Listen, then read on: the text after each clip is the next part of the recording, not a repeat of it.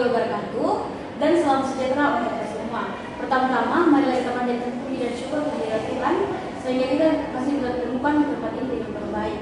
Yang kami hormati Ibu Dr. Evi Sulirawati Ampri, SPD MPD selaku dosen pengampu mata kuliah pengembangan kurikulum SD.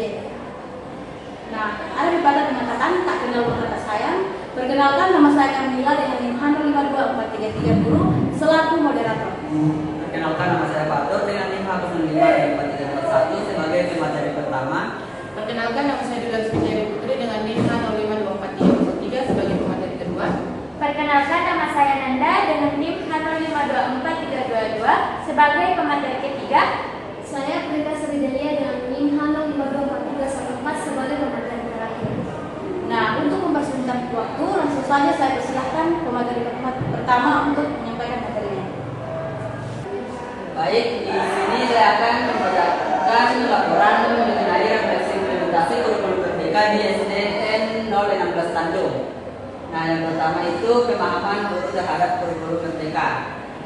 Tapi sebelumnya kita perlu tahu pengertian kurikulum. Nah, secara etimologi kurikulum berasal dari bahasa Latin yaitu curriculum yang artinya siklus balap atau aramikos.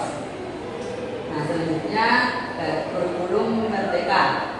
Kurikulum merdeka adalah kurikulum yang memungkinkan peserta didik untuk mampu mendalami suatu konsep dan keterampilan yang memadai dengan pembelajaran intrakurikuler yang beragam. Nah, di sini di kurikulum ini fleksibilitas guru lebih diutamakan untuk memilih dari berbagai alat pendidikan yang adaptif dengan model pengajarannya yang berdasarkan kebutuhan dan minat belajar siswa.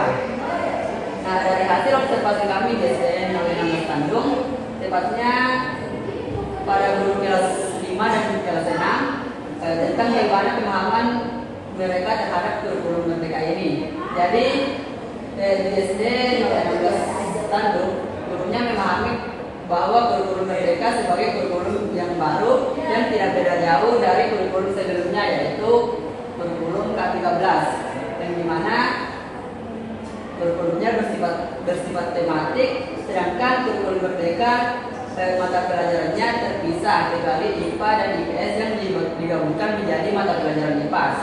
Nah, sedangkan dari guru kelas 6 SD, guru kelas 6 SD masih mencerna dan berusaha beradaptasi dengan kurikulum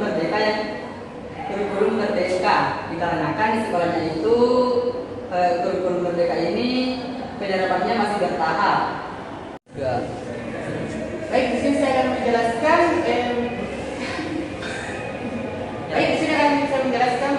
yaitu mengenai strategi guru dalam pelaksanaan pembelajaran berbasis kurikulum merdeka.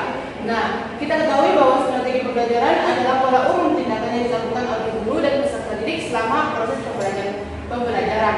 Nah, dari hasil observasi yang kami lakukan, yaitu di SDN 016 Tanjung, tepatnya di fase C, yaitu kelas 5 dan kelas 6, di sana di kelas 5 sudah menerapkan strategi pembelajaran. Di kelasnya, meskipun gurunya tidak selalu menggunakan berbagai strategi pembelajaran yang beragam. Nah, strategi yang biasa digunakan itu biasanya berbasis proyek atau PJBL. Contohnya pada mata pelajaran. Nah, di sini contohnya proyek di sini siswa diajak untuk bagaimana penanggulangan sampah, dan siswa juga diajak untuk mencari tahu masalah-masalah yang timbul akibat sampah itu. Nah, di sini juga pada kelas 6 dia sudah menggunakan berbagai strategi pembelajaran yang bervariasi. Strategi yang digunakan oleh guru kelas 6 biasanya itu selalu menggunakan pembelajaran berbasis praktek, diskusi kelompok, dan pembelajaran berbasis masalah. Dan strategi lainnya yang dapat membuat siswa lebih aktif dalam pembelajaran yang ada. Sekian itu saja saya. Belajar di Indonesia menghadapi tantangan besar, terutama ketika dihadapkan pada ketimpangan yang ada di berbagai aspek pendidikan. Ketimpangan ini mencakup perbedaan dalam kualitas pendidikan, kekurangan sumber daya pendidikan dalam memahami merdeka belajar, terhambatnya infrastruktur dan kesenjangan teknologi, dan budaya pendidikan yang belum sepenuhnya mendukung konsep pembelajaran berbasis proyek. Tantangan dan tanggung jawab itu tentunya perlu direspon secara kritis dan komprehensif. satuan pendidikan. Apabila menginginkan tujuan ideal penerapan kurikulum merdeka tercapai. Nah, dari hasil observasi yang kami lakukan di SDN 16 Tanduk, khususnya untuk fase C, di mana kami mewawancarai guru kelas 5 dan 6. Nah, guru kelas 5 menghadapi tantangan yaitu fasilitas yang kurang memadai dikarenakan kurangnya dana dari guru untuk membiayai kegiatan pembelajaran yang membutuhkan dana lebih, apalagi pembelajaran yang berbasis proyek. Sedangkan dari guru kelas 6, tantangannya adalah kesiapan kita menjadi guru sekaligus sahabat bagi siswa yang dapat membuat pembelajaran lebih menyenangkan dan kontekstual, dan fasilitas yang kurang memadai serta kurangnya pemahaman tentang kurikulum merdeka dikarenakan tidak ada sosialisasi maupun pelatihan mengenai kurikulum merdeka. Jadi guru-gurunya itu harus mencari sendiri bagaimana perkembangan dari kurikulum merdeka dengan menggunakan internet. Baik, di sini saya akan menjelaskan peluang dan manfaat dari penerapan kurikulum merdeka ini di SD.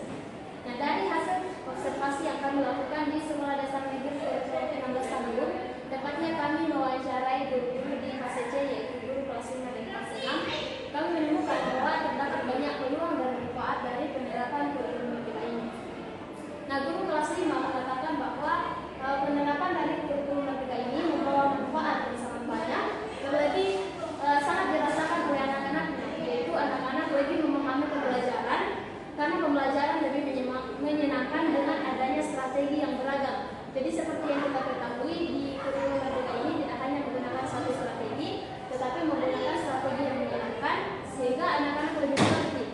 Kemudian mata pelajaran yang ada di kurikulum merdeka ini berbeda dengan di kurikulum 13, di mana kurikulum 2013 itu mata pembelajarannya itu tematik terpadu, artinya dalam satu buku kita memberikan mata pembelajarannya, di mana pada kurikulum 2013 dalam satu buku itu terdiri dari berbagai mata pembelajaran, sehingga guru kadang sulit menjelaskan dan membedakan pembelajaran pada mata pembelajaran tersebut.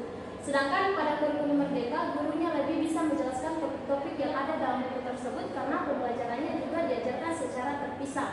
Kemudian dari gurunya mengatakan bahwa pembelajaran lebih terarah, kemudian siswa lebih aktif dalam pembelajaran, dan juga dari gurunya sendiri merasa lebih mudah untuk mengajar karena tidak lebih banyak menggunakan metode celama yang dianggapnya melelahkan.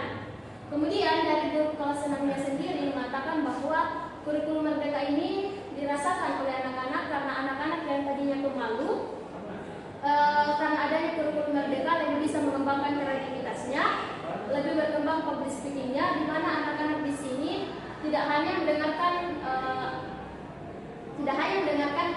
pembelajaran yang ada dari guru, melainkan mereka juga melakukan kegiatan-kegiatan seperti proyek, kemudian diskusi di dalam kelas, kemudian melakukan presentasi yang membuat public speaking dan kreativitasnya juga lebih terasa.